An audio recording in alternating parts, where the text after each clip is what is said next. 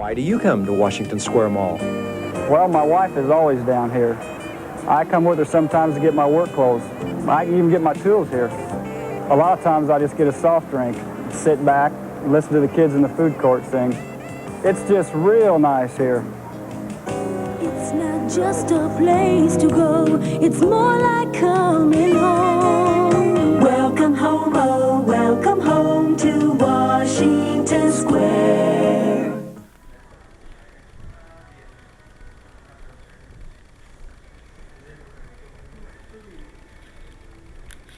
As you can see, this is not nearly as filled up or as busy as the mall on the other end of town.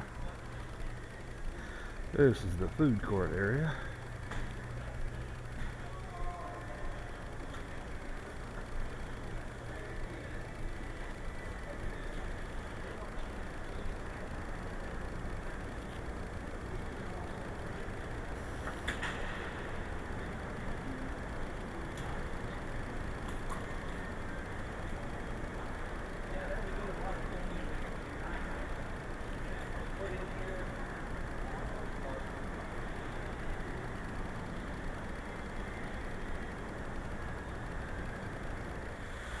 I can remember coming to this mall when I was a small child. It was the only mall in Evansville. I used to always love to come up here to this fountain and throw coins in here.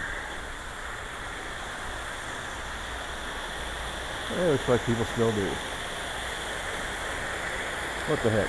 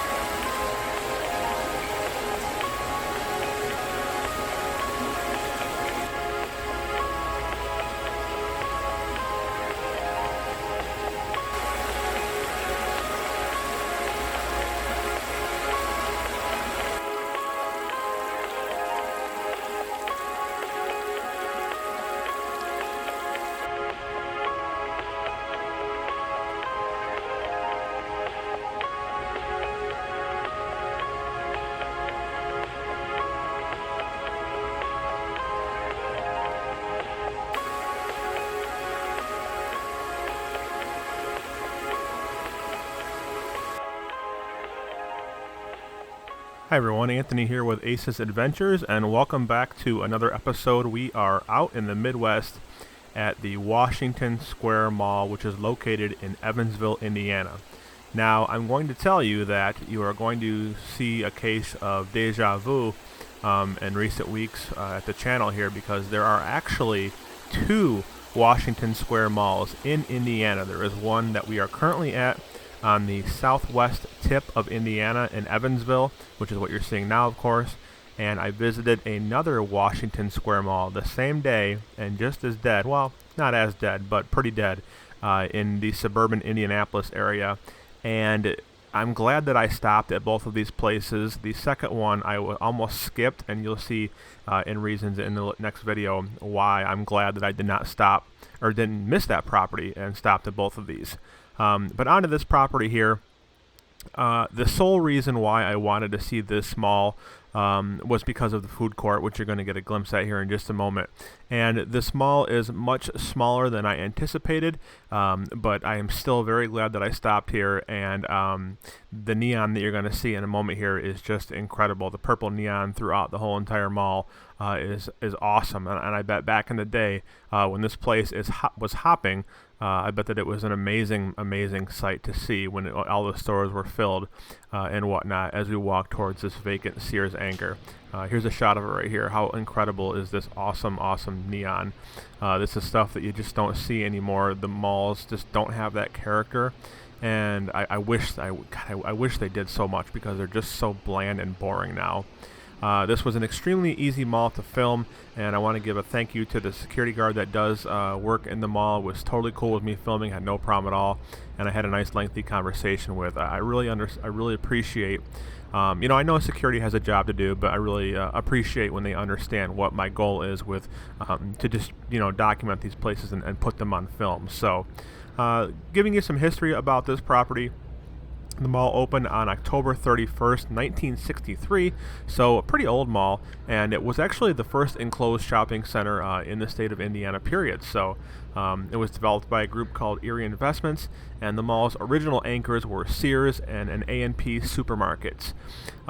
Louisville-based Stewart Dry Goods was added as a second anchor store in 1969, and the store, as well as the entire chain, was merged with Indianapolis chain LS Ayers, I believe, in 1980.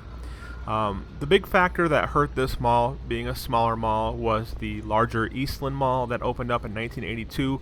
And as soon as that mall opened up, Washington Square really struggled to maintain relevancy. And in 1987, actually, the mall was remodeled a little bit and expanded to help it compete with the newer Eastland Mall. But it worked for a little bit, but it didn't really last. And just a few years later, they sold the mall to Facet Financial.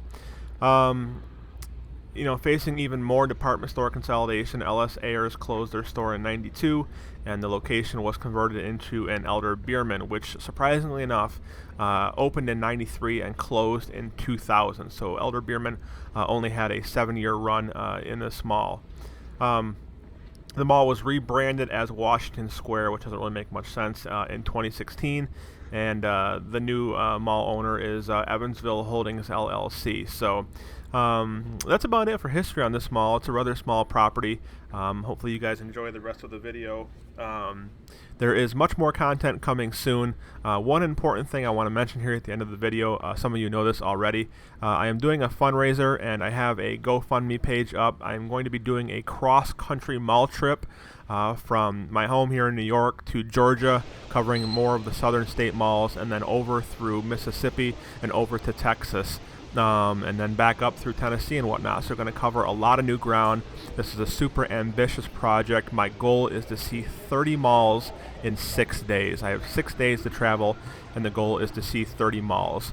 So I'm asking you all kindly to help us get there. We are well over halfway to our $1,500 goal to cover costs, expenses for travel and whatnot, and I will have a link to that in the description below. So please consider becoming a donor to help get me there so I can show you guys more malls. As I had mentioned before, getting to see places further and further away is going to require more help to do so. So I appreciate that. And 100% of those proceeds are going to go into the trip. I am leaving on Sunday, July 21st. So thanks so much for listening to me babble here for the last few minutes. Enjoy the rest of the Washington Square Mall. Make sure you check out some of the other Dead Mall creators in my circle, and we'll be back soon with more content.